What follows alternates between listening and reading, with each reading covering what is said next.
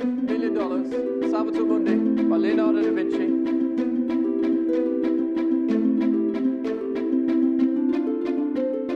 Welcome to Rockefeller Center here in New York.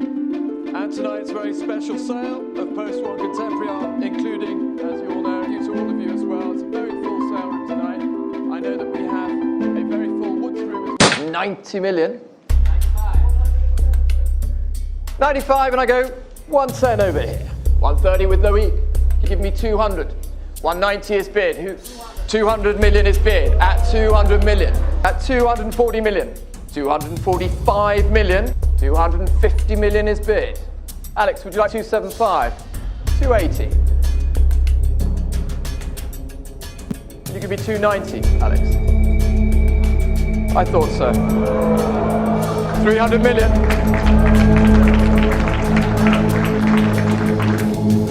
Let's see if that's done it.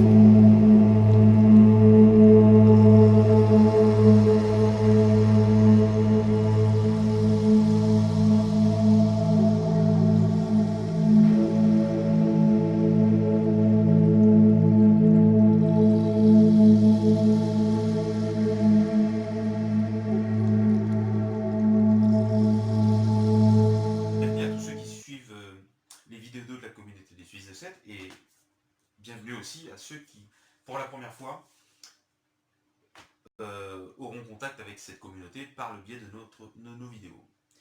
Nous venons vers vous aujourd'hui pour vous parler d'une publication qu'on avait faite et dans laquelle on réclamait l'Arche de l'Alliance. Car comme vous le savez, si vous avez vu la vidéo sur le nouvel ordre mondial, nous donner des informations précises sur notre perception et la connaissance que nous avons de ce qui doit être fait pour la période que nous vivons. Cette publication, donc rentrer en possession de l'Arche de l'Alliance, fait partie de ces prérogatives que les héritiers spirituels des Fils de la Lumière ont. Et donc nous avons lancé un ultimatum, ou sinon si l'Arche de l'Alliance ne nous était pas remise, nous aurions fait le rituel aux principautés qui aurait déclenché les pluies, les vents tempétueux et les orages sur l'Europe. Donc nous ne faisons pas, nous n'allons pas faire ce rituel le 24 était l'échéance, nous n'allons pas faire ce rituel aux principautés, car il nous a été remis des indications très précises sur l'emplacement de l'Arche de l'Alliance, et même si nous ne sommes pas rentrés en possession d'elle, car ça demande pas mal de logistique, il n'empêche que nous savons où elle se trouve. Elle est en France. Et donc, je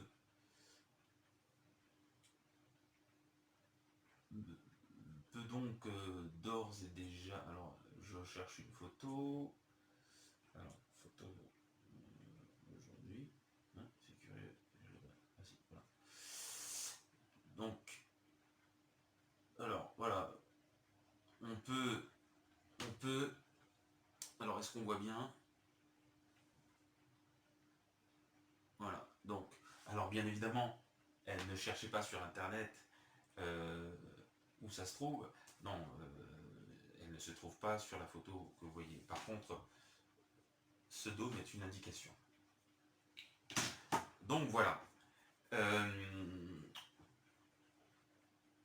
Alors bien sûr, pour des raisons spirituelles, d'héritage spirituel, nous devons rentrer en possession de l'Arche de l'Alliance, car c'est ce qui a été prévu par Moïse notamment.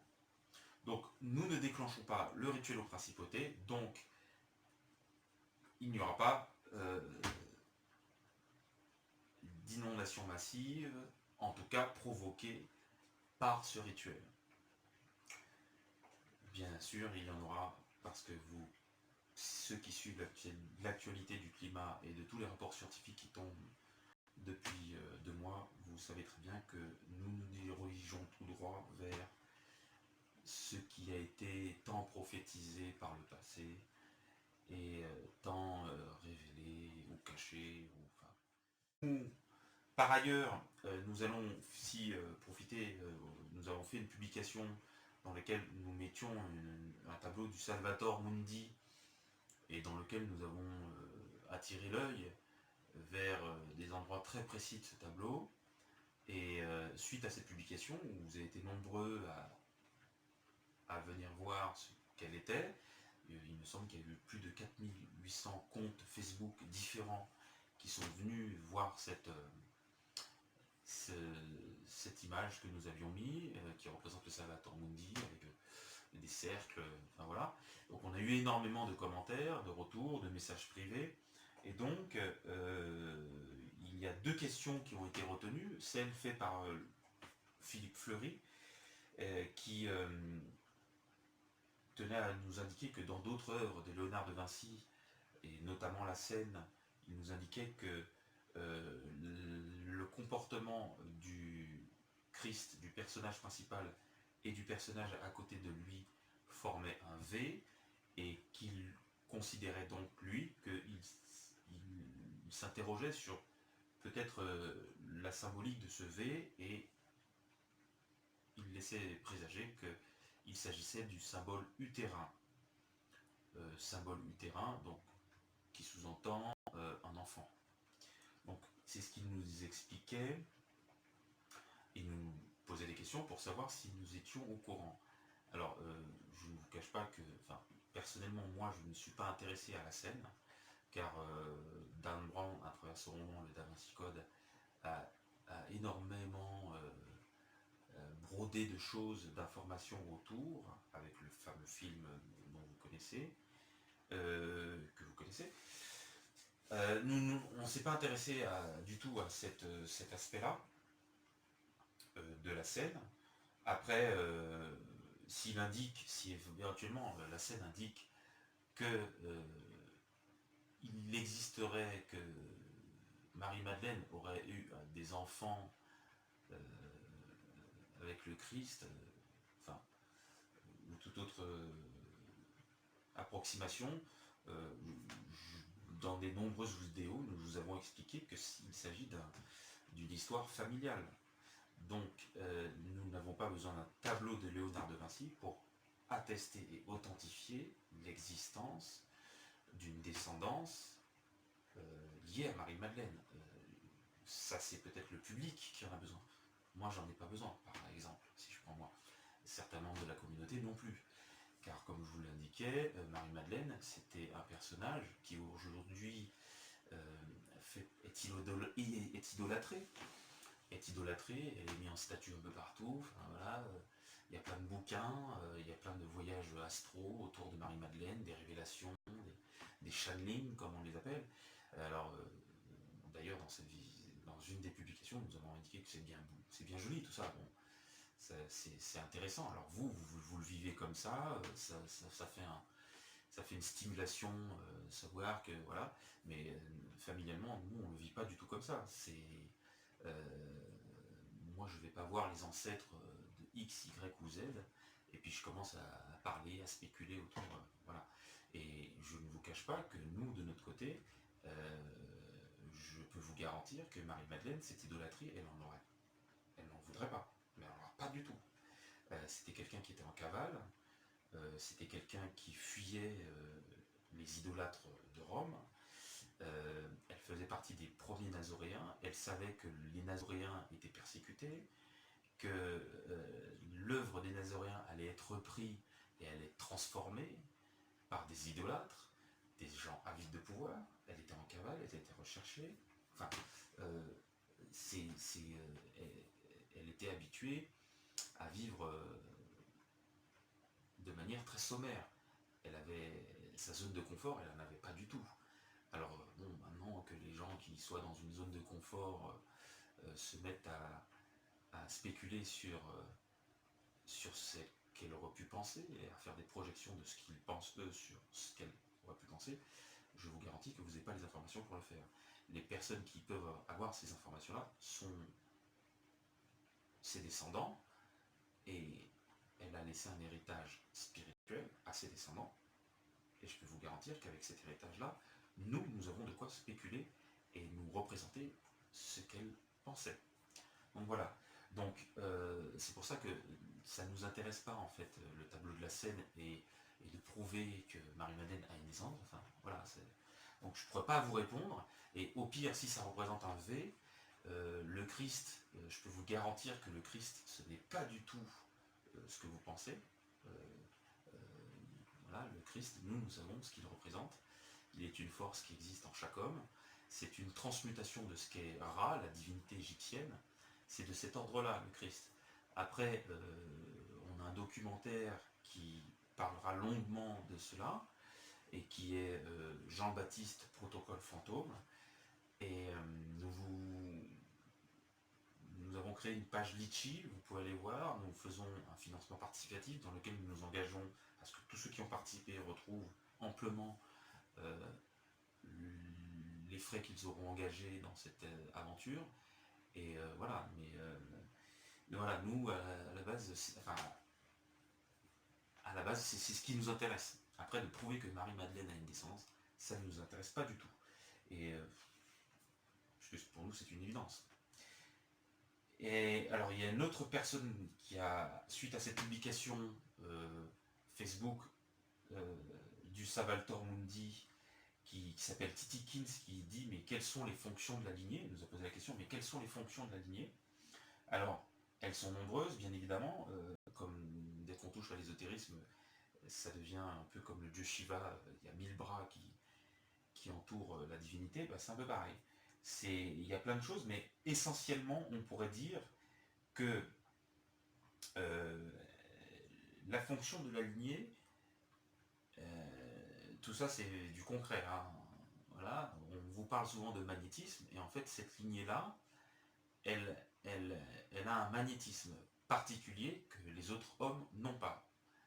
Et ce, parce que justement, il y a ce principe de lignée et de culte des ancêtres, pour être plus précis et plus clair, qui est une tradition ésotérique, connue de certaines écoles initiatiques qui proviennent de l'Égypte. Le culte des ancêtres est donc ce qui procure à cette lignée un magnétisme particulier. Pourquoi? Alors la raison essentielle de ce magnétisme, c'est d'avoir la capacité au moment voulu de réunir toutes les informations nécessaires au rassemblement des élus.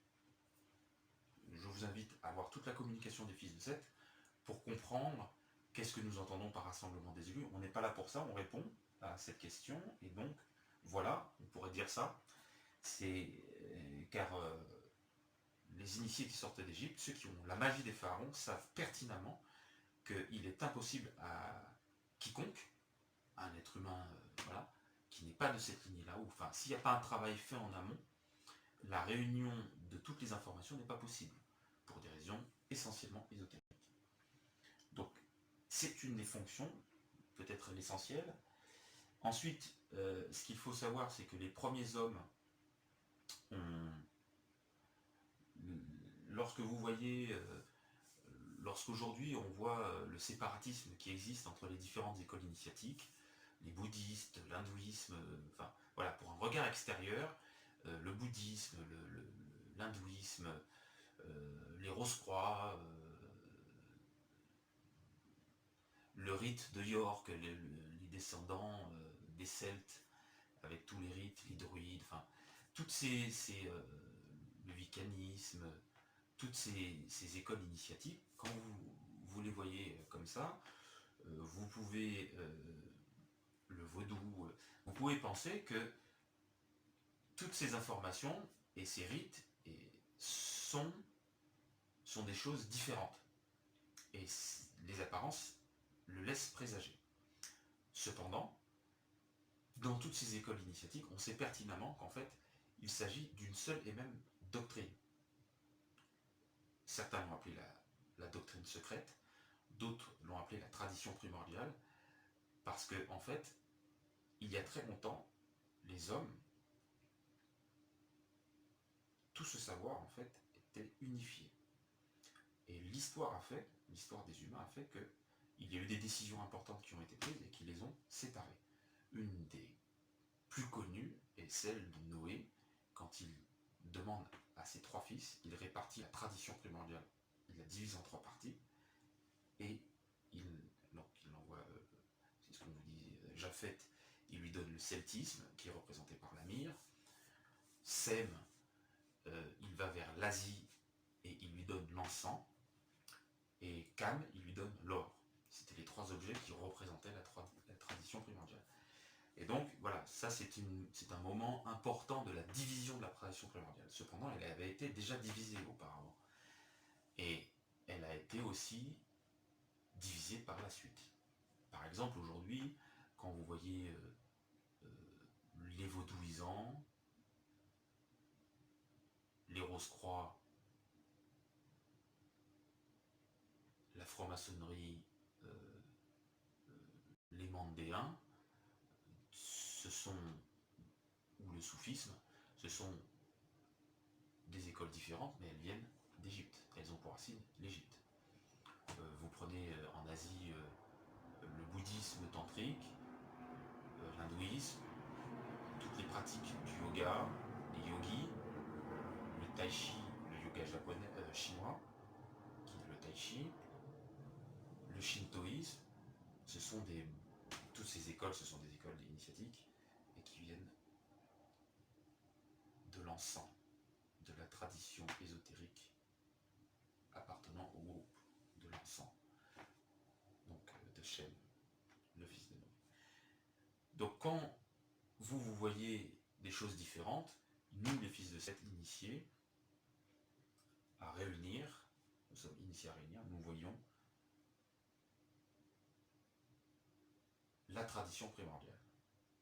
Ce ne sont que des morceaux d'un puzzle qu'il faut remettre ensemble. Alors bien sûr, il y a une façon de les remettre ensemble, et cette façon de les remettre ensemble est véhiculée par l'initiation. Donc, la fonction de la lignée est de réunir cette tradition primordiale.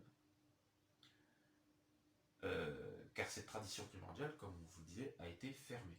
Elle a été volontairement fermée, c'est comme une pièce où tous les initiés une ville, où tous les initiés peuvent se balader, mais il y a un bâtiment au centre de cette ville où les initiés n'ont pas habilité à s'y rendre. Cette tour, justement, contient le pouvoir de réunir tous les rites du monde entier, et donc de réunifier la tradition primordiale. Et c'est par un travail ésotérique intense, et faisant partie de cette lignée, que cela est rendu possible. Donc, voilà une autre fonction de la lignée. Parce que dans toutes ces écoles initiatiques, en fait, il y a une carte du monde ésotérique qui existe. Nous, les fils de Seth, nous l'avons. Nous avons une carte, et sur cette carte, comme vous l'avez compris, le fait de posséder cette carte du monde ésotérique permet de savoir se diriger parmi toutes ces écoles et tous ces rites qui existent à travers tous les pays, le chamanisme, etc. Et très souvent, quand un initié aborde une école initiatique, ça peut être le tai chi, comme ça peut être un moine bouddhiste qui devient bouddhiste, il n'arrive pas à situer son école initiatique par rapport aux autres. Parce qu'il n'a pas la carte. C'est pareil, un franc-maçon, quand il commence la franc-maçonnerie, ou un Rose-Croix, il apprend les rites à travers son école initiatique, mais il ne sait pas se situer par rapport aux autres. Alors, certaines écoles initiatiques, surtout en Occident, ont fait ce travail. Une des plus éminentes qui l'a fait, c'est certainement Blavatsky, qui a été maintes et maintes fois au Tibet, parce qu'elle avait compris dans son intuition de femme que, en fait, tout ça s'était réunifié, en fait. Il fallait réunifier tout ça. Tout cela avait été divisé avec le temps, mais en fait, que le secret, c'était qu'il fallait le réunifier. Donc, il y a énormément de publications rosicruciennes, par exemple, dans ce sens qui sont des tentatives de réunir la tradition primordiale à travers un seul et même squelette. Et donc, oui, mais il faut la carte. Il faut la carte pour savoir où ont été cachés les différents éléments de ce squelette. Et il faut la boussole pour se diriger sur cette carte. Et il faut un sextant. Une boussole permet de savoir où on va. Le sextant permet de savoir où l'on se situe sur la carte. Donc il faut des outils. Et ces outils-là, seule la lignée les a. Voilà. Donc si on devait ajouter une métaphore, voilà. Et c'est aussi une des fonctions de la lignée. Mais il y en a d'autres. Mais nous n'allons pas nous étendre sur le sujet. Voilà. Donc nous finissons avec les questions et nous avons une proposition à faire. Donc, le Salvator Mundi a été acheté à hauteur de 450 millions de dollars à une vente aux enchères aux États-Unis. Celui qui possède cette toile, le Louvre a demandé à emprunter cette toile à cet homme. Ils n'ont pas eu de réponse, parce qu'ils ont une exposition en fin d'année. Ils n'ont pas eu de réponse. Finalement, il y a eu des articles de presse qui sont apparus et il s'avérait que le Salvator Mundi, qui a été acheté à 450 millions d'euros par un prince saoudien, se trouve sur un yacht. Bon, est-ce que c'est vrai, est-ce que c'est faux? Je ne sais pas. En tout cas, l'auteur, l'acheteur de cette toile a une toile dont il connaît très peu de choses sur sa valeur profonde et ésotérique. Aussi, nous, les fils de Seth, nous nous tenons à la disposition de cet homme pour lui révéler ce qu'il y a sur cette toile, tous les éléments qui composent cette toile. Aussi, il sera le deuxième personnage au monde à savoir ce que Léonard de Vinci pensait lorsqu'il a peint cette toile. Et d'ailleurs, cette toile, ce qu'il y a sur cette toile, atteste de l'ésotérisme de l'auteur de la toile. Aussi, il y a une polémique autour de est-ce que c'est Léonard de Vinci qui l'a peint, ou est-ce que c'est la personne qui l'accompagnait, cette polémique a été lancée par des Anglais, il me semble, et ils disent que l'auteur n'est pas Léonard de Vinci, alors qu'il y a d'autres personnes, ceux qui ont vendu aux enchères, qui ont dit si, ce tableau, alors peut-être qu'ils avaient intérêt à le faire pour la vendre plus cher aux enchères, mais il n'empêche que il y a toute une polémique à savoir si c'est le bras droit de Léonard de Vinci, enfin celui qui l'accompagnait, ou c'est Léonard de Vinci.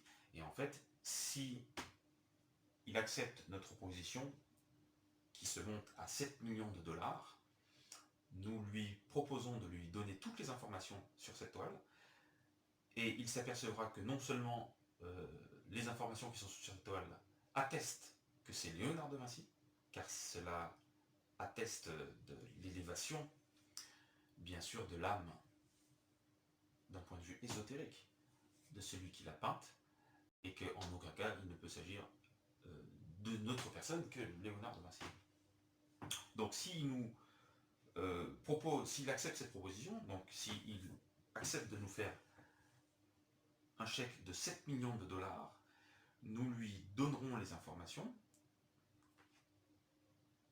qu'il y a sur cette toile, qui attestent de l'authenticité de l'auteur, de l'ésotérisme qu'avait l'auteur, et aussi qu'est-ce que raconte cette toile. Voilà. Proposition faite, nous avons pignon sur rue, et donc il est très facile de nous retrouver. Voilà. Quant à moi, je vous dis à plus tard. Je suis toujours en préparation du rite final, toujours en préparation du protocole fantôme Jean-Baptiste protocole fantôme, et qui est un docu-fiction, et qui racontera ce fourmillement et cette effervescence spirituelle qu'il y a eu dans le pays de la parure, Israël, il y a 2000 ans, et qui a fait que Marie-Madeleine s'est retrouvée en France. À bientôt.